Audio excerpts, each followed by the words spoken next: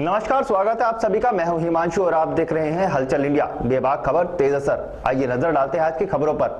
मुजफ्फरनगर जनपद के चरथावाल सीएचसी में कड़ी सुरक्षा व्यवस्था के बीच कोविड-19 टीकाकरण का शुभारंभ हो गया। शुभारंभ अवसर पर पहले चरण में स्वास्थ्य कर्मियों का टीकाकरण किया गया। इस अवसर पर CMO doctor Praveen Chopra, SDM Sadar Deepak Kumar व तहसीलदार सदर आदि ने निरीक्षण किया। वहीं एसपी अर्पित विजयवर्गीय ने सुरक्षा व्यवस्था का जायजा लेते हुए थाना प्रभारी को आवश्यक दिशा निर्देश दिए। दरअसल चरथावाल सीएचसी में कड़ी सुरक्षा के बीच कोविड-19 टीकाकरण का कड़ी सुरक्षा व्यवस्था के बीच शुभारंभ हो गया। इस अवसर पर सीएचसी कोविड-19 वैक्सीन रूम को दुल्हन की तरह सजाया गया था। चरथावाल सीएचसी में कोविड-19 टीकाकरण का शुभारंभ प्रधानमंत्री नरेंद्र मोदी ने रिमोट के बटन को दबाकर किया। पहला टीका महिला स्वास्थ्य कर्मी रजिया व पुरुष स्वास्थ्य कर्मी ब्रिजेश कुमार लिपिक को लगाया गया। पहले चरण में स्वास्थ्य कर्मियों व आस्थाओं सहित 100 स्वास्थ्य कर्मी को टीकाकरण किया जाना है। सुरक्षा की दृष्टि से थाना चरथावाल प्रभारी धर्मेंद्र सिंह डेरा डाले रहे। इस अवसर पर CMO doctor Praveen Chopra, SDM Sadar Deepak Kumar व तहसीलदार सदर जयेंद्र सिंह आदि ने निरीक्षण किया। वहीं एसपी अर्पित विजयवर्गीय ने सुरक्षा व्यवस्था का जायजा लेते हुए थाना प्रभारी धर्मेंद्र चौधरी को आवश्यक दिशा निर्देश दिए। सीएचसी प्रभारी डॉक्टर सतीश कुमार ने जानकारी देते हुए बताया कि शाम 5 बजे तक 62 महिला स्वास्थ्य कर्मी व 22 पुरुष स्वास्थ्य कर्मी सहित 84 कर्मचारियों को कोरोना का पहला टीका लगाया गया है। 16 स्वास्थ्य कर्मी कोरोना का टीका लगवाने से वंचित रहे। इस मौके पर डॉक्टर सतीश कुमार, डॉक्टर यासिर, मनोज त्यागी, विजय कुमार गर्ग, आनंद कुमार आदि मौजूद रहे। महसूस कर रहे हैं, कोई परेशानी नहीं है। अच्छा साहब, आप बाहर आ गए? हाँ, बाहर आ गए। 8 घंटा वैक्सीन लगाने के बाद बाहर आ गए। इस अभियान को कैसे मान रहे आप? बहुत अच्छा।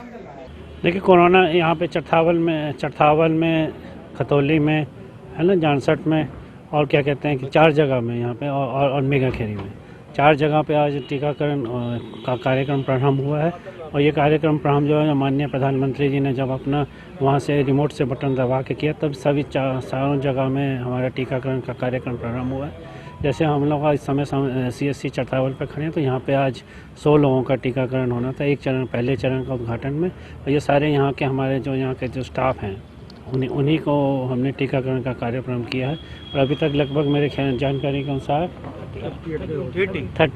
38 लोगों को लग गया है। किसी भी तरह का कोई भी रिएक्शन का अभी तक कोई समाचार नहीं है, बल्कि जनपद में अभी तक किसी भी को भी कोई बड़ी रिएक्शन का कोई समाचार नहीं है। छोटा जो टीका स्थल पे हल्की फुल्की दर्द का इसकी जो शिकायतें वो हैं, वो तो सामान्य हैं।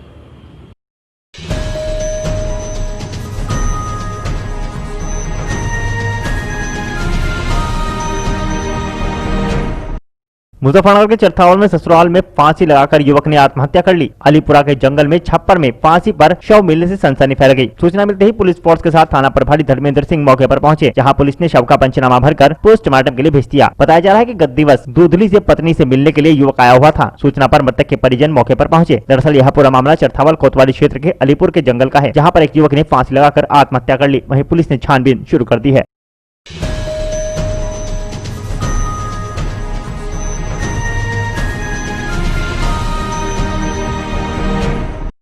जनपद शामली में कृषि कानूनों के विरोध में सड़कों पर उतरे किसानों ने सैकड़ों ट्रैक्टरों के साथ हजारों किसानों ने ट्रैक्टर मार्च निकाला। दरअसल आपको बता दें कि 2 दिन पूर्व जनपद शामली के कस्बा चौसाना के कुंतलपुर गुरुद्वारे में इस क्षेत्र के किसानों ने पंचायत का 16 जनवरी को तीनों कृषि कानूनों के विरोध में ट्रैक्टर मार्च निकालने का ऐलान किया था, जिसके चलते 16 जनवरी को किसानों के द्वारा बिडोली से लेकर शामली कलेक्ट्रेट तक ट्रैक्टर मार्च निकाला गया, जिसमें सैकड़ों ट्रैक्टरों के साथ हजारों किसानों ने ट्रैक्टर मार्च में हिस्सा लिया और नारेबाजी करते हुए सरकार से तीनों कानून को रद्द करने की मांग की। हालांकि पुलिस प्रशासन द्वारा किसानों को कलेक्ट्रेट के गेट पर ही रोक दिया गया, जिसके चलते किसानों और पुलिस प्रशासन की तीखी नोकझोंक भी हुई। जिसके बाद भाकियू नेता चौधरी गौरव टिकैत के नेतृत्व में किसानों ने एडीएम शामली अरविंद कुमार को ज्ञापन देकर तीनों कृषि कानूनों को रद्द करने की मांग की। वहीं भाकियू जिला अध्यक्ष कपिल खाटिया ने किसानों को संबोधित करते हुए कहा कि यह ट्रैक्टर मार्च 26 जनवरी को होने वाले परेड का रिहर्सल था। सरकार अपनी जीत पर अड़ी हुई है और सरकार के 9 दौर की वार्ता होने के बाद भी कोई परिणाम नहीं निकला। सरकार किसानों को गुमराह कर रही है। जो 3 कृषि कानून जो भारत सरकार लेकर आई थी जून के महीने में, उनके बाद विरोध में हमने ट्रैक्टर मार्च निकाला और 26 जनवरी की अपनी एक रिहर्सल करी, जो हम वहाँ परेड करेंगे। अब आपके सामने है कितना आक्रोश है, काले कानून के विरोध में सरकार के विरोध में, सरकार की जो गलती है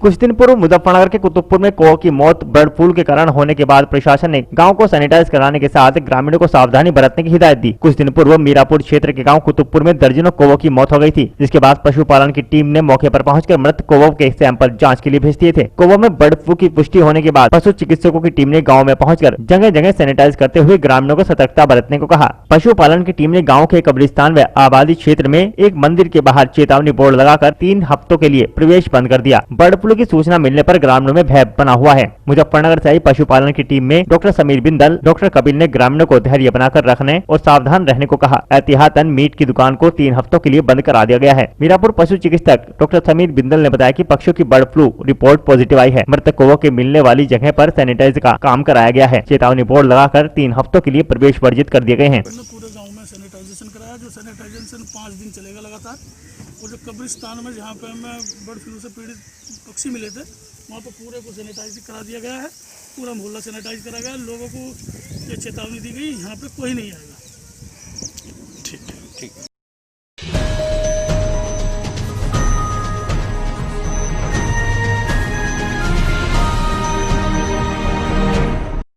मुजफ्फरनगर के कस्बा बुढ़ाना में राष्ट्रीय स्वयंसेवक संघ के द्वारा, जिसमें भारतीय जनता पार्टी के सभी पदाधिकारी व कार्यकर्ताओं के द्वारा राम मंदिर निर्माण के लिए घर घर पहुंचकर संग्रह टोली द्वारा धन संग्रह किया गया, जिसमें पूरे बुढ़ाना कस्बे से धन संग्रह एकत्रित किया गया, जिसमें मंत्री शिक्षा समिति सुभाष चंद्र प्रजापत, सचिन पाल, बूथ अध्यक्ष शंकर पाल, कल्लू पाल, सनी पाल, अर्जुन राजौरिया, रविंद्र सैनी, विनोद कोरी आदि सदस्य मौजूद रहे।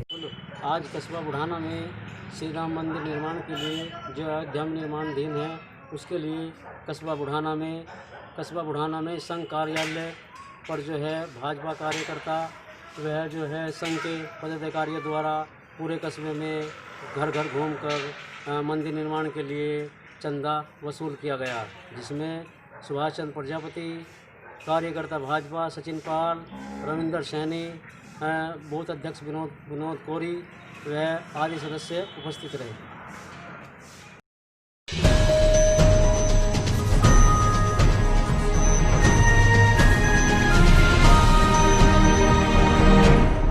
बिजनौर में कब्रिस्तान संपत्ति पर कचरा प्लांट के विरोध में कदीमी कब्रिस्तान कमेटी की बैठक में नगरपालिका के खिलाफ आक्रोश व्यक्त करते हुए जिलाधिकारी बिजनौर से मिलने का निर्णय लिया गया। आपको बता दें कि बिजनौर के शेरकोट के मोहल्ला नौधना स्थित कब्रिस्तान में मुस्लिम समाज के लोगों की आयोजित बैठक में जमीयत उलमा हिंद के जिला सदर व कदीमी कब्रिस्तान कमेटी के सदर मौलाना उबैदुर रहमान ने कहा कि नगर के मोहल्ला नौधना स्थित खसरा नंबर 39 जो कब्रिस्तान की वक्फ संपत्ति है, लेकिन नगरपालिका द्वारा कब्रिस्तान की संपत्ति पर कचरा प्लांट बनाने के उद्देश्य से जेसीबी मशीन चलाकर कब्रों को खुद बुद कर दिया गया है, जिसको लेकर मोहल्ले एवं नगर के लोगों द्वारा 20 दिनों से अनिश्चितकालीन धरना चलने के साथ साथ उच्च अधिकारी को कई बार लिखित शिकायत भी की है, लेकिन अधिकारियों ने इस ओर कोई ध्यान नहीं दिया और सुन्नी सेंट्रल वक्फ बोर्ड के इंस्पेक्टर भी मौके पर आकर मुआयना कर चुके हैं। नगर के सभी बिरादरी के लोगों ने एक सुर में कहा कि कब्रिस्तान की संपत्ति पर कब्जा नहीं होने दिया जाएगा और हर रोज नगर की हर मस्जिद से 5-5 लोग धरने में शामिल होंगे। वहीं कमेटी ने निर्णय लेते हुए कहा कि शनिवार को एक जनप्रतिनिधि मंडल जिलाधिकारी बिजनौर से मिलकर निर्माण कार्य रुकवाएंगे। यदि निर्माण कार्य नहीं रुका तो सभी लोग नगर पालिका के खिलाफ बड़ा आंदोलन करने पर बाध्य होंगे। इस मौके पर हाफिज अफजाल, मौलाना खुर्शीद, अनवर, डॉक्टर सोहराब, अफजाल, जावेद अहमद, भोले कुरैशी, हाफिज अगलाक, हाफिज इस्माइल, शकील अहमद, शमीम कुरैशी, सराफत अलवी, शमीम अहमद, मुंशी इमामुद्दीन, हाफिज अशरफ अंसारी, असलम अंसारी आदि मौजूद रहे।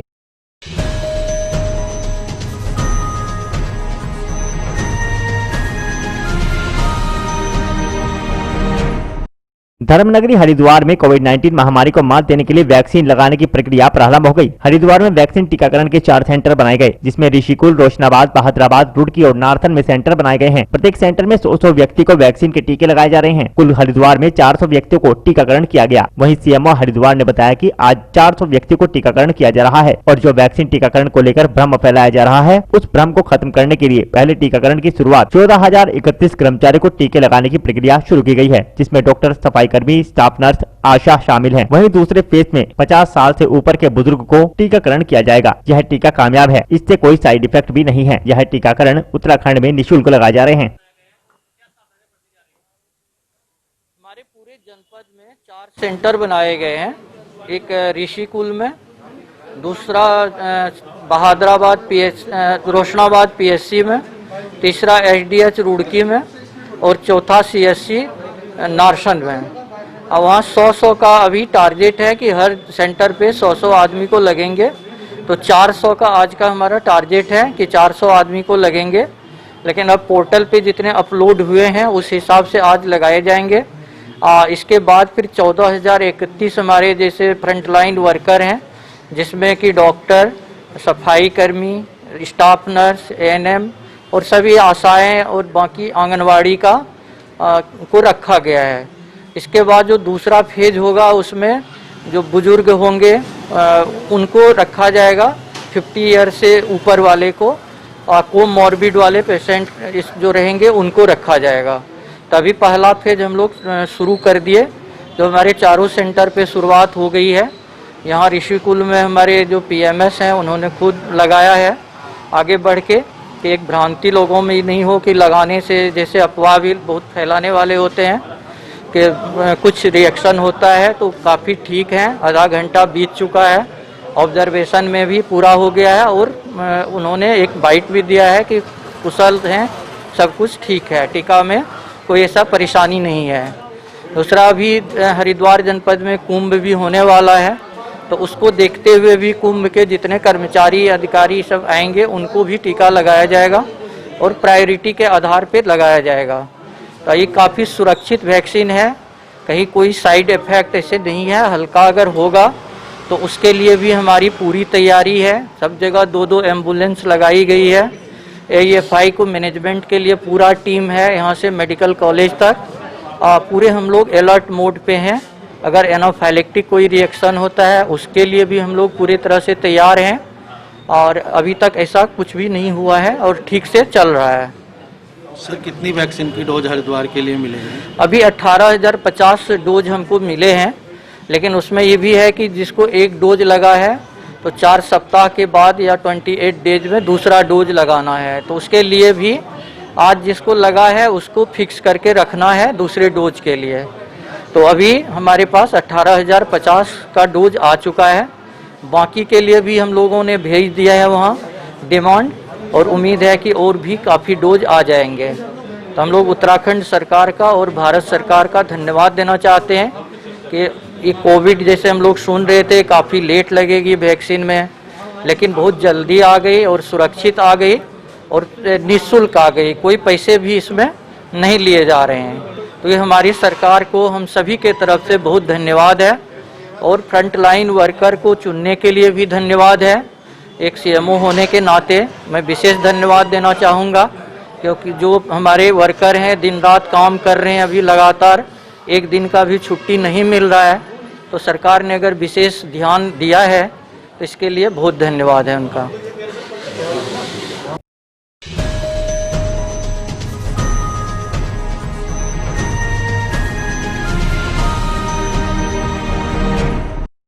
देश के लिए आज का दिन बहुत ऐतिहासिक होने वाला है। आज कोरोना के खिलाफ देश का सबसे बड़ा हथियार मिलने वाला है। देश में आज दुनिया का सबसे बड़ा टीकाकरण अभियान शुरू हो चुका है, जिसकी शुरुआत प्रधानमंत्री नरेंद्र मोदी ने की। पूरे देश में एक साथ टीकाकरण अभियान की शुरुआत हो रही है और सभी राज्यों और केंद्र शासित प्रदेशों में इसके लिए कुल 3006 टीकाकरण केंद्र बनाए गए हैं। हाल ही में देश में 2 कोरोना वैक्सीन को मंजूरी दी गई है। अब भारत में पहले दिन 3 लाख से ज्यादा स्वास्थ्य कर्मियों को कोविड-19 के टीके की खुराक दिए जाने के साथ आज दुनिया का सबसे बड़ा टीकाकरण अभियान शुरू होगा। प्रधानमंत्री नरेंद्र मोदी ने वीडियो कॉन्फ्रेंसिंग के जरिए देश में पहले चरण के कोविड-19 टीकाकरण का शुभारंभ किया। इसी श्रृंखला में खतौली CSC में भी पूरा सुरक्षा व्यवस्था के साथ कोविड-19 टीकाकरण कैंप लगाने की तैयारी की गई, जहां पर स्वास्थ्य कर्मियों को टीकाकरण किया गया। वहीं कोरोना वैक्सीन के टीकाकरण के दौरान एक आशा कर्मी की हालत बिगड़ गई, जहां आशा को जिला चिकित्सालय रेफर कर दिया गया। कोरोना वैक्सीन का टीका लगने से पहले ही आशा की तबीयत बिगड़ गई। डॉक्टर का कहना है कि खाली पेट होने की वजह से आशा की हालत बिगड़ी है। विश्व का सबसे बड़ा टीकाकरण अभियान शुरू हो चुका है। सबसे पहले स्वास्थ्य कर्मियों को टीका लगाया जा रहा है। खतौली सेंटर पर चल रही टीकाकरण के दौरान स्वास्थ्य कर्मी की हालत बिगड़ गई, जिसके कारण उसे जिला चिकित्सालय रेफर कराया गया। जिलाधिकारी महोदय, SSP साहब, सीडीओ साहब पूरी व्यवस्था देखने आए थे। व्यवस्था से पूरी तरह से संतुष्ट हुए। माननीय प्रधानमंत्री जी ने जैसे ही अपना शुभारंभ के लिए घोषणा करी, उन्होंने पूरे देश में टीकाकरण की घोषणा करी है। वहाँ पे उन्होंने रिमोट बटन दबाया, उसके बाद पूरे देश में टीकाकरण का कार्य प्रारंभ हो गया। इसी तरह यहाँ पर भी जिलाधिकारी महोदय और माननीय इसका CDO साहब की और SSP साहब की प्रेजेंस में पहले व्यक्ति को टीका लगवाया गया। उसके बाद में हमने उसको टीका लगवा के उसको वेटिंग हॉल में आधे घंटे के लिए उसको रखा हुआ है। यहाँ मेगा खेरी में, जनपद मुजफ्फरनगर में, मेगा खेरी में, खतौली में जानसठ में और चट्टावल में टीकाकरण कार्यक्रम चल रहा है। इसमें प्रत्येक 100 आज के में 100 लोगों को टीकाकरण लगेगा, जो केवल केवल सरकारी स्वास्थ्य कर्मी हैं जिनको हमने ये टीकाकरण चल रहा है। प्रत्येक मंगल टीका जो कार्यकर्ता का लोगों का नाम क्या होगा? उसको कोविड करके लगाया गया। 0.5 ml इंट्रामस्कुलर लगाया जा रहा है। 28 दिन बाद दूसरा लगाया जाएगा। यही मैसेज हम लोग दे रहे हैं। यहाँ पे व्यक्ति को एक मैसेज भी दे रहे हैं, एक कार्ड भी दे रहे हैं। मैसेज ये दे रहे हैं कि ये कोविड का टीका लगाया गया है, इसको 28 दिन बाद दोबारा लगना है। तीसरा, इसके आप आधे घंटे बाद इसका इंतजार करेंगे, कोई साइड इफेक्ट होता है उसके बाद भी अगर कोई साइड इफेक्ट होता है तो हमसे तुरंत सपोर्ट करेंगे। वैसे हम लोगों ने काफ़ी अध्ययन किया, जहाँ जहाँ ये टीका लगा है इसके कोई विशेष साइड इफेक्ट नहीं है, लेकिन हम भी पूरी सावधानी से अभी टीकाकरण कार्यक्रम चल रहा है। जहाँ पे व्यक्ति इंतजार कर रहा है वहाँ पे पूरी हमारी एक मेडिकल की टीम और AIP किट जिसमें कि सारी संभव दवाइयाँ हैं वहाँ पे उपलब्ध है। और इसके जात में 108 24 घंटे यहाँ पे हमेशा उपलब्ध रहेगी। अगर किसी की भी जरूरत पड़ेगी तो जिला अस्पताल में पूरी व्यवस्था उपलब्ध है।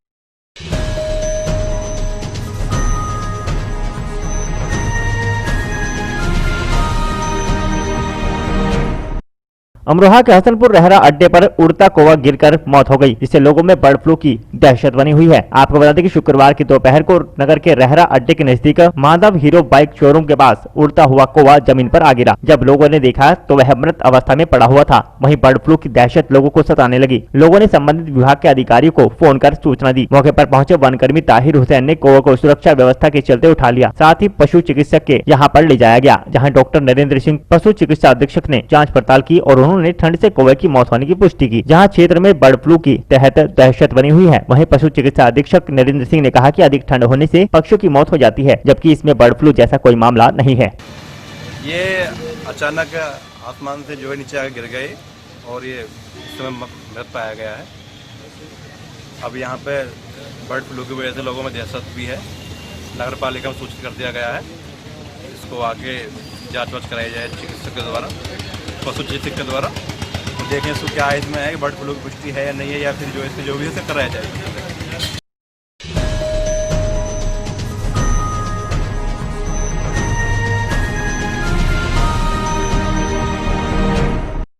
सुप्रीम कोर्ट के बाद अब भाजपा नेताओं ने राम मंदिर बनवाने के लिए गांव-गांव चंदा इकट्ठा कर रहे हैं। भाजपा नेताओं ने नागरिक व ग्रामीणों से कहा कि भव्य श्री राम मंदिर बनाया जा रहा है, जिसके लिए जिसकी जो भी श्रद्धा है वह सहयोग करे और धन का लाभ उठाए। शुक्रवार को बहसुमा क्षेत्र में दर्जनों गाँवों में जाकर गरीब मजदूर आदि लोगों से राम मंदिर बनवाने के लिए चंदा इकट्ठा किया गया और कहा कि सुप्रीम कोर्ट ने जो फैसला दिया है वह सराहनीय है। अब श्री राम मंदिर की नींव रखी जाएगी, जिसके लिए हर आदमी की खून पसीने की कमाई इसमें लगेगी, जिसके लिए क्षेत्र में सभी हिंदू समाज के लोगों से चंदा एकत्र किया जा रहा है। शुक्रवार को DPS स्कूल बहसुमा के सचिव जगदीश त्यागी के यहाँ पूर्व जिला पंचायत अध्यक्ष व सहकारी समिति के चेयरमैन मनिंदर पाल सिंह और भाजपा नेता आजाद बंसल आदि पदाधिकारी पहुँचे और उनसे मंदिर निर्माण में सहयोग की अपील की, जिस पर सचिव जगदीश त्यागी ने मंदिर के लिए 21,000 का चेक सौंपा। इस अवसर पर सहकारी समिति के चेयरमैन मनिंदर पाल सिंह ने कहा कि राम मंदिर बनना हिंदुओं का आस्था का प्रतीक है। वहाँ पर मंदिर बनने के बाद हिंदू समाज की आस्था बढ़ेगी। भाजपा नेता आजाद बंसल ने कहा कि कड़े प्रयास के बाद सुप्रीम कोर्ट ने हिंदू समाज के पक्ष में फैसला देकर सराहनीय कार्य किया है, जिसके लिए हिंदू समाज के गरीब मजदूर लोगों से चंदा इकट्ठा कर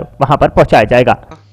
आज श्री राम मंदिर जो अयोध्या में जिसका निर्माण होना है, उसके लिए समर्पण निधि की जो व्यवस्था संघ से हुई है, उसके हमारे इस अभियान के प्रमुख आदरणीय आजाद बंसल जी है, सह प्रमुख विपेंद्र जी हैं। तो उसकी आज शुरुआत सर्वप्रथम हमारे साथी हैं जगदीश त्यागी जी, इन्हीं के कॉलेज से शुरुआत की है। इन्होंने सर्वप्रथम समर्पण निधि इन्होंने ही दी है। इस तत्वाधान में अब कार्यक्रम आगे शुरू किए जाएंगे और मंदिर को हर गरीब और अमीर के सहयोग से बनाने का प्रयास किया जाएगा। ये मंदिर किसी एक आदमी का नहीं रहेगा, ये मंदिर श्री राम का कहलाएगा और इसमें हर मजदूर और किसान का सहयोग होगा। इसमें कहना है कि भगवान श्री राम का भव्य मंदिर अयोध्या में बने और दुनिया में एक अजूबा चीज अद्भुत चीज़ हो, इस संबंध में मेरा कहना है हम जन कलेक्शन करने के लिए पहली बार जगदीश त्यागी जी के पास आए हैं और इनसे चंदा लिया है राम मंदिर के लिए। परम आदरणीय श्री आजाद जी बंसल, माननीय मनिंदर पाल जी, विपिंदर सुधा वाल्मीकि जी और ब्रजपाल जी, प्रोफेसर डॉक्टर हरेंद्र जी, राम मंदिर निर्माण के लिए निधि संग्रह के लिए इन्होंने आज इस क्षेत्र में हसनापुर रामराज खंड में सबसे पहले मुझे चुना। मैं अपने आप को बहुत भाग्यशाली और गौरवशाली महसूस करता हूँ। श्री राम मंदिर निर्माण के लिए लोगों ने बहुत बहुत बलिदान दिया। वो बलिदान तो नहीं दे पाया, लेकिन सर्वप्रथम इस खंड में सहयोग करने के लिए इन्होंने मुझे चुना, उसके लिए मैं बहुत बहुत आभार व्यक्त करता हूँ इन सभी महानुभावों का। और मैं उम्मीद करता हूँ इस क्षेत्र की जनता से कि मजदूर, मजलूम, गरीब, अमीर, किसान, अधिकारी, कर्मचारी सब इस मंदिर निर्माण में 1 रुपए से लेकर 1 लाख तक जिसकी जैसी सीमा है सब इस निर्माण से जुड़े और इस अयोध्या जी में भव्य राम मंदिर जो दुनिया में भी ना हो और जो 500 वर्ष जिस राम मंदिर के टूटने का, उसके हटने का दंश हमारे पूर्वजों ने झेला है वो सब मिट जाए। जय श्री राम।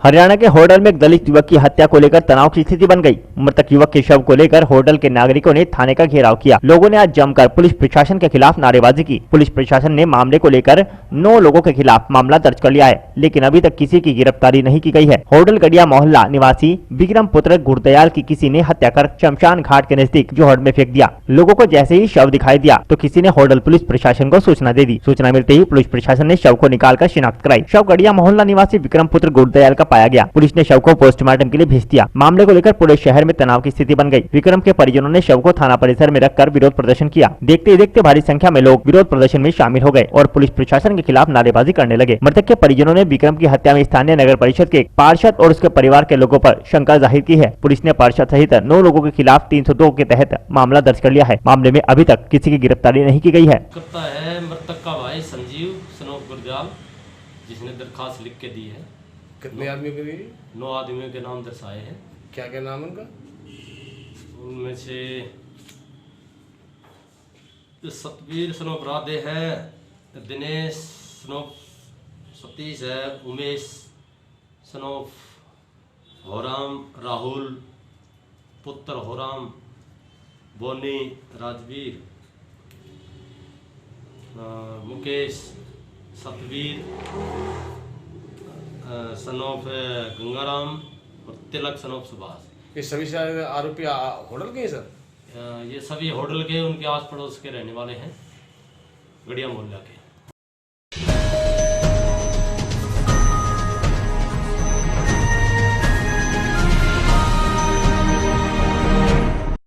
बागपत के ईस्टर्न पेरिफेरल एक्सप्रेस वे पर बड़ा हादसा सामने आया, जहां लहचौड़ा गांव के निकट एक बाइक सहित 4 वाहन आपस में टकरा गए। हादसे में कुल 3 लोग गंभीर रूप से घायल हुए हैं, जिनको जिला चिकित्सालय भर्ती कराया गया। बताया जा रहा है कि विजिबिलिटी कम होने के कारण और कोहरा ज्यादा होने के कारण यह हादसा हुआ। पहले तो बाइक कैंटर से टकराई, जिसके बाद 3 कार पीछे से आपस में भिड़ गई। हादसे में लाखों रुपए का नुकसान हुआ है और मौके पर पहुंची पुलिस ने मलबे को हाईवे से हटवा दिया। फिलहाल घायलों में एक युवक की हालत गंभीर बनी हुई है। बताया जा रहा है कि जो बाइक सवार 2 लोग घायल हुए हैं वह बिजनौर के रहने वाले हैं और हरियाणा में ड्यूटी कर वापस लौट रहे थे, तभी उनके साथ हादसा हो गया। घायलों को अस्पताल में भर्ती कराने वाले एम्बुलेंस कर्मी ने हादसे और घायल के बारे में जानकारी दी। उनका एक्सीडेंट हुआ है, सोनीपत ड्यूटी करते हैं, वहाँ से घर जा रहे थे और वो पेरिफेरल पे खड़ा ट्रक में ठोक दी बाइक ने। क्या लोग घायल हैं? 2 लोग घायल हैं।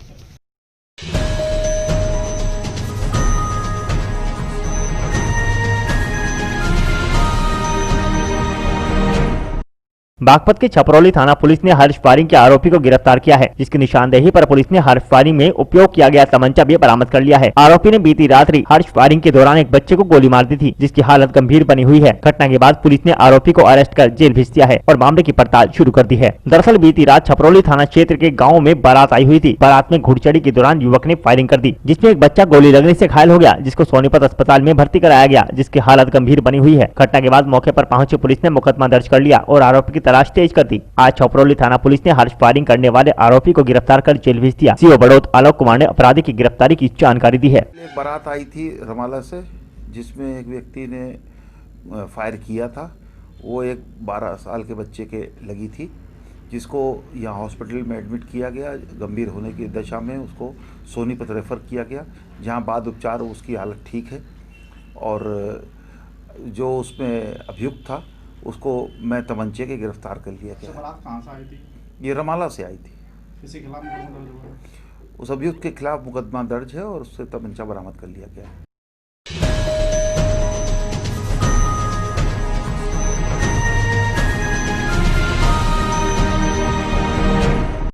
बागपत में 3 सेंटर पर कोरोना वैक्सीन टीकाकरण की शुरुआत की गई है। डीएम और एसपी बागपत ने जिला अस्पताल में वैक्सीन केंद्र का फीता काटकर वैक्सीनेशन कार्यक्रम का शुभारंभ किया। जिलाधिकारी शकुंतला गौतम ने बताया कि जनपद में आज 100 स्वास्थ्य कर्मियों को कोरोना वैक्सीन की डोज दी जाएगी। 3 वैक्सीन केंद्रों पर वैक्सीनेशन का काम चल रहा है। हर केंद्र पर सुरक्षा व्यवस्था की पुख्ता इंतजाम किए गए हैं। तीनों केंद्रों पर एसडीएम सीओ की मौजूदगी में वैक्सीनेशन कार्यक्रम चल रहा है। बागपत में अम्मू चौधरी नाम के शख्स ने सबसे पहले टीका लगवाया। वैक्सीनेशन कार्यक्रम के दौरान जिला अस्पताल सहित तीनों केंद्रों को दुल्हन की तरह सजाया गया था। जिलाधिकारी का कहना है कि डॉक्यूमेंट्स वेरिफिकेशन के बाद वैक्सीन दी जा रही है और अभी तक किसी भी पेशेंट को रिएक्शन की खबर नहीं आई है। वैक्सीन देने के बाद मरीज को आधे घंटे तक ऑब्जर्वेशन में रखा जा रहा है। आज बागपत जनपद में 3 स्थानों पर जिला अस्पताल, सीएससी बड़ौत और सीएससी पिलाना पर वैक्सीनेशन का माननीय प्रधानमंत्री जी द्वारा शुभारंभ किया गया है।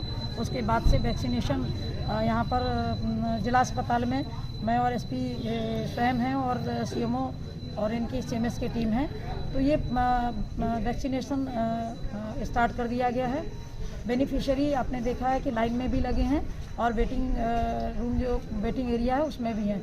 इसी तरह एसडीएम और सीओ जो है पिलाना में और बड़ौत में एसडीएम सीओ अपनी उपस्थित में स्वयं जो है इसकी देखरेख कर रहे हैं और पूरी तरह जो है टीकाकरण की व्यवस्थाएं जो है वो की जा चुकी हैं। वेटिंग एरिया में जो कार्यक्रम माननीय प्रधानमंत्री जी द्वारा शुभारंभ किया गया है उसके लिए जो है एलईडी तीनों जगह लगाई गई हैं ताकि वो उसको देख सकें। Verify waiting area, waiting room में और वेरीफाइंग रूम में वैक्सीनेशन रूम और जो आपका ऑब्जर्वेशन रूम है उसमें पूरी तरह से जिनकी ड्यूटियां हैं हम लोगों ने चेक कर लिया, वो ड्यूटी पर सभी मौजूद हैं और सारे जो इंतजामात हैं वो पूरी तरह से व्यवस्थाएं जो है कंप्लीट हैं। सर, किसी को वैक्सीन लगने के बाद कोई परेशानी तो सामने नहीं आई? नहीं, अभी वैक्सीन लगने के बाद जो है आधे घंटे का टाइम है, उसमें उसको ऑब्जर्व किया जा रहा है और जो ऑब्जर्वेशन रूम में उसको वैक्सीन लगने के बाद भेज दिया गया। पूरी तरह से उसे ऑब्जर्व किया जा रहा है। कोई अभी तक किसी तरह की कोई परेशानी नहीं है। सर, तीनों सेंटरों पर कितने लोगों को वैक्सीन लगेगी आज? 100 बेनिफिशियरी जो है तीनों प्लेसेस पे 100 बेनिफिशियरी हैं, तो उन्हीं का आज वैक्सीनेशन होगा। Thank you.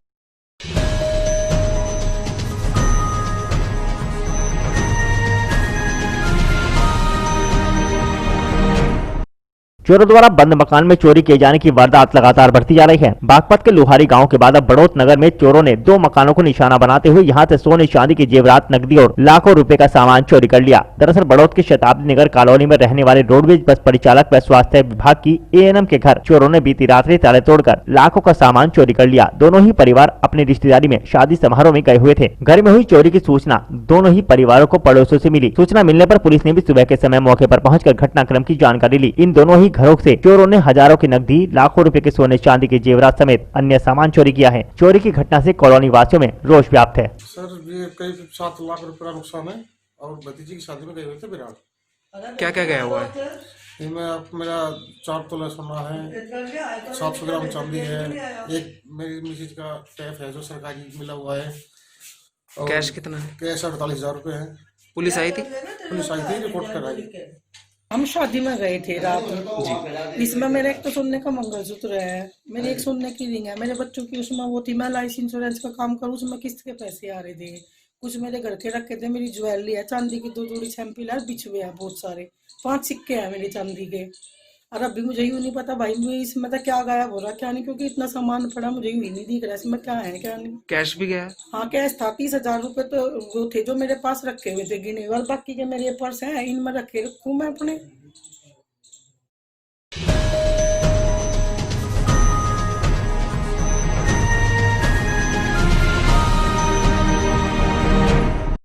मुजफ्फरनगर के महावीर चौक स्थित जिला विद्यालय निरीक्षक कार्यालय पर माध्यमिक शिक्षक संघ के बैनर तले शिक्षकों ने अपनी 11 सूत्रीय मांगों को लेकर धरना प्रदर्शन किया। यह धरना प्रदेश व्यापी आंदोलन के तहत प्रत्येक जिला विद्यालय निरीक्षक कार्यालय पर किया जा रहा है, जिसमें पुरानी पेंशन बहाली सहित अन्य मांगों को मुख्यमंत्री को संबोधित ज्ञापन जिला विद्यालय निरीक्षक को सौंपा गया। धरना चल रहा है, ये उत्तर प्रदेश माध्यमिक शिक्षक संघ के आह्वान पर पूरे प्रदेश के अंदर हर जिला विद्यालय निरीक्षक कार्यालय पर यह धरना दिया जा रहा है। 11 सूत्री मांगों को लेकर के ये धरना दिया जा रहा है और माननीय मुख्यमंत्री के नाम वो ज्ञापन होगा जो आदरणीय जिला विद्यालय निरीक्षक को 4 बजे दिया जाएगा। जिसमें सबसे महत्वपूर्ण मांग यही है कि जो नई पेंशन योजना है उसे समाप्त करके पुरानी पेंशन योजना लागू की जानी चाहिए, जिससे कि प्रत्येक शिक्षक और कर्मचारी का जो भविष्य है वो निश्चित हो सके कि उसको भी बुढ़ापे में एक सहारा हो पेंशन का, जो नई पेंशन योजना में नहीं है। दूसरा, इसमें ये मांग रखी गई है कि जो हमारे वित्तहीन के विद्यालय हैं उनमें जो कार्यरत शिक्षक हैं, जो समान कार्य के लिए समान वेतन जिन्हें मिलना चाहिए, उनको भी वेतन जो है वो दिया जाए, उतना वेतन दिया जाए जितना एडेड विद्यालयों के शिक्षकों को दिया जाता है। धारा 21 जो समाप्त कर दी गई है उसे पूर्ण बहाली की जानी चाहिए, जिसमें सेवा की सुरक्षा की गारंटी हो। उसी के साथ जितनी हमारी महिला अध्यापिकाएं हैं, कर्मचारी हैं, उनको जो बच्चों की देखभाल के लिए अवकाश दिए गए हैं वो उन्हें समय पर दिए जाने चाहिए। जो कर्मचारी हैं, शिक्षक हैं, उनको चिकित्सा सुविधा उपलब्ध होनी चाहिए। जब वो बीमार हो जाए, असाध्य रोग हो जाए तो उनका पूरा खर्चा सरकार को उठाना चाहिए। ये 11 बजे से सुबह शुरू हुआ ये धरना और उपवास, और 4 बजे तक ये चलेगा, और 4 बजे ज्ञापन डीएस को दे दिया जाएगा।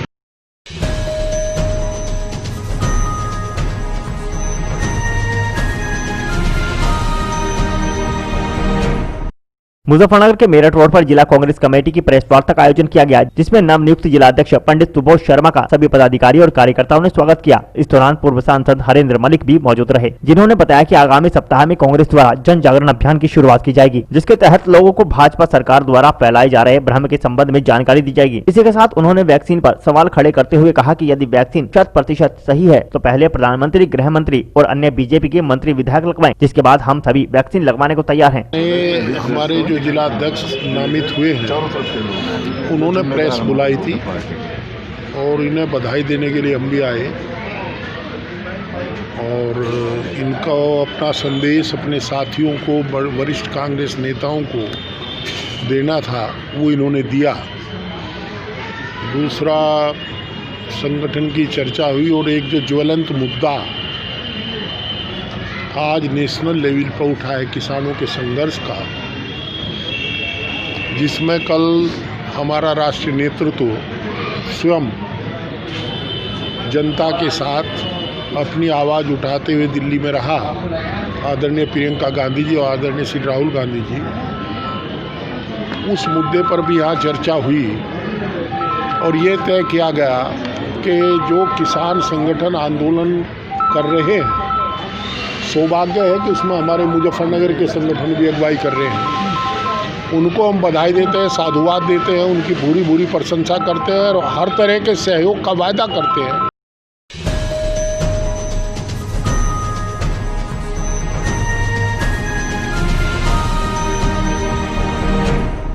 जनपद मुजफ्फरनगर पहुंचे भाजपा व्यापार प्रकोष्ठ के प्रदेश अध्यक्ष विनीत अग्रवाल शारदा का नगर के पदाधिकारी और कार्यकर्ताओं ने फूल माला पहनाकर जोरदार स्वागत किया, जहां उन्होंने सभी पदाधिकारी और कार्यकर्ताओं को संबोधित करते हुए कहा कि भाजपा द्वारा जितने भी कार्य किए गए हैं वह सभी जनता के हित में किए गए हैं, जिन पर विपक्ष भ्रांतियां फैलाकर लोगों को गुमराह करने का काम कर रहा है। उन्होंने कहा कि आगामी त्रिस्तरीय पंचायत चुनाव और विधानसभा चुनाव में एक बार फिर भाजपा अपना परचम लहराएगी। अपने मित्र भारतीय जनता पार्टी के वरिष्ठ नेता उत्तर प्रदेश सरकार में गन्ना मंत्री श्री सुरेश राणा जी के पिताजी के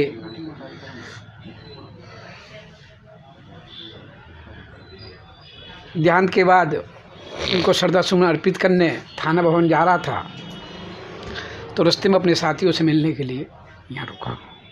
कोरोना वैक्सीन का आज से टीकाकरण शुरू हुआ है, क्या कहना चाहेंगे? मेरे देश के वैज्ञानिकों को और देश के लोकप्रिय यशस्वी प्रधानमंत्री श्री नरेंद्र मोदी जी को, समस्त उत्तर प्रदेश भारत के व्यापारियों की ओर से और समस्त नागरिकों की ओर से अभिनंदन और धन्यवाद देता हूं कि 10 महीने से मेरा देश इस कोरोना महाकाल से जूझ रहा था।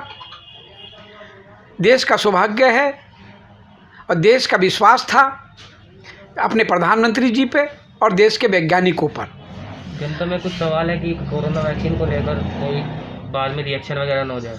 आज की ये वैक्सीन लगने की शुरुआत हुई है, जिसकी शुरुआत देश के प्रधानमंत्री नरेंद्र मोदी जी के करकमलों के द्वारा हुई। ये वैक्सीन देश के लिए संजीवनी बूटी साबित होगी और जो इसमें गलतफहमियाँ पैदा करना चाहते हैं वो राजनीतिक दल और राजनीतिक दल के लोग, चाहे वो समाजवादी के पार्टी के मुखिया अखिलेश यादव हो, चाहे कोई भी हो, जो वैक्सीन नहीं लगवाएगा उसको मैं गद्दार कहता हूँ। वो देश का गद्दार है, वो देश के 134 करोड़ जनता की भावनाओं से खिलवाड़ करने वाला गद्दार होगा जो वैक्सीन ना लगवाने की बात करते हैं। अरे तुम वैक्सीन की बात का, देश का पूरा भारत और पूरा विश्व जिस बीमारी से जूझ रहा था उसका इलाज भारत की निर्मित, भारत से मैं उत्पन्न हुई 2 वैक्सीन आज भारत को मिली हैं। और कुछ लोग ये कहते हैं इस पे कि ये वैक्सीन बीजेपी की है। अरे भाई, बीजेपी की नहीं, ये देश के वैज्ञानिकों का अपमान कर रहे हो तुम। देश के वैज्ञानिकों की ये वैक्सीन है और देश के लोकप्रिय प्रधानमंत्री जी के विश्वास और उनकी आस्था का पूरक है। मेरा देश दिन दुनी रात चौगनी तरक्की करेगा पहले से ज़्यादा। मेरा देश दोबारा सोने की चिड़िया बनेगा। मेरा देश इन जयचंदों से बहुत दूर चला जाएगा और ये जयचंद देश के लिए नुकसानदायक।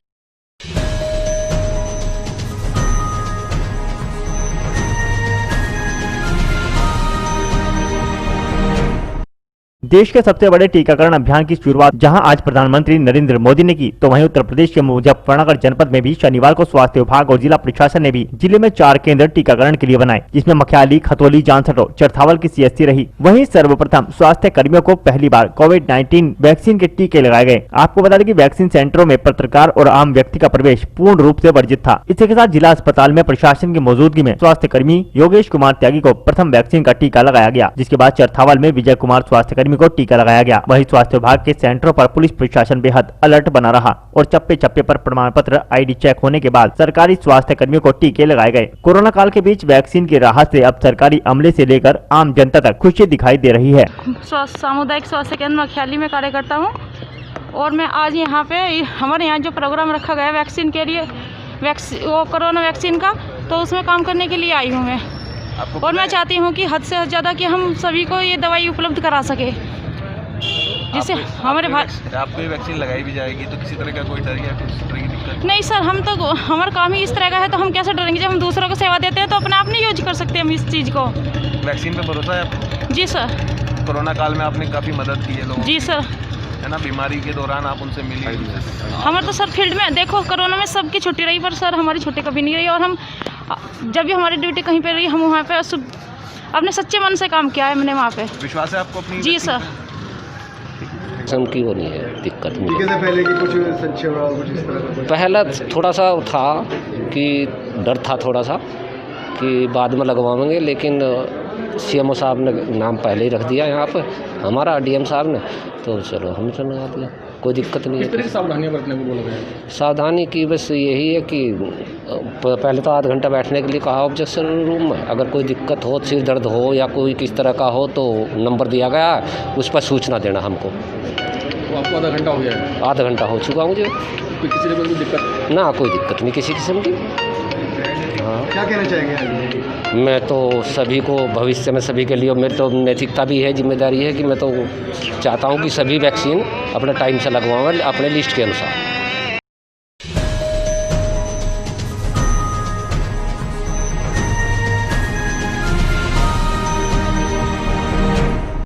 सामुदायिक स्वास्थ्य केंद्र पर पुलिस की कड़ी सुरक्षा के बीच कोविड-19 वैक्सीनेशन का शुभारंभ किया गया, लेकिन मीडिया से दूरी बनाए रखी। शनिवार की सुबह जिलाधिकारी के नेतृत्व में सामुदायिक स्वास्थ्य केंद्र 64 पर CSC अधीक्षक अशोक कुमार की देखरेख में कोविड-19 वैक्सीन का शुभारंभ किया गया। वहीं कोविड-19 वैक्सीन पहुंचने के बाद से ही CSC परिसर में कड़ी सुरक्षा की व्यवस्था की गई थी, लेकिन टीकाकरण के समय स्वास्थ्य केंद्र पर कई डॉक्टर बिना मास्क के नजर आए। शनिवार को हुए टीकाकरण से प्रथम हेल्थ वर्कर्स को टीकाकरण किया गया। सामुदायिक स्वास्थ्य केंद्र पर जब स्थानीय मीडिया कर्मी पहुंचे तो वहां मीडिया को फोटोग्राफी नहीं करने दी गई। CSC अधीक्षक ने जानकारी देते हुए बताया कि स्वास्थ्य केंद्र पर प्रातः 9 बजे से लेकर 5 बजे तक वैक्सीनेशन का कार्य किया गया, जिसके अंतर्गत स्वास्थ्य केंद्र पर 100 स्वास्थ्य कर्मियों को वैक्सीन लगाने का लक्ष्य रखा गया था, लेकिन 84 स्वास्थ्य कर्मियों को वैक्सीन की पहली डोज दी गई। जिन स्वास्थ्य कर्मियों को वैक्सीन दी गई है उन्हें 28 दिन बाद वैक्सीन की दूसरी डोज दी जाएगी। आज का दिन बहुत खुशी का दिन है जनपद शामली के लिए। आज हमारे यहाँ पे जैसे कि पूरे देश में माननीय प्रधानमंत्री जी के टेलीकास्ट के बाद से कोविड वैक्सीनेशन का काम शुरुआत की जाएगी। 3 हमारे सेशन आज पूरे जनपद में लग रहे हैं। 3 अलग अलग साइटें हैं जहाँ लगभग 100 लोगों की हमारी हेल्थ केयर वर्कर्स की वैक्सीनेशन करी जाएगी। सभी हमारी तैयारी है, यहाँ पे टेलीकास्ट किया जा रहा है। माननीय प्रधानमंत्री जी के उद्बोधन के बाद हम लोग शुरुआत करेंगे। सेक्टर मजिस्ट्रेट फोर्स सब तैनात है, किसी भी प्रकार की कोई प्रॉब्लम है नहीं। सभी हमारे ड्यूटी पॉइंट्स पे सभी लोग पहुँच चुके हैं।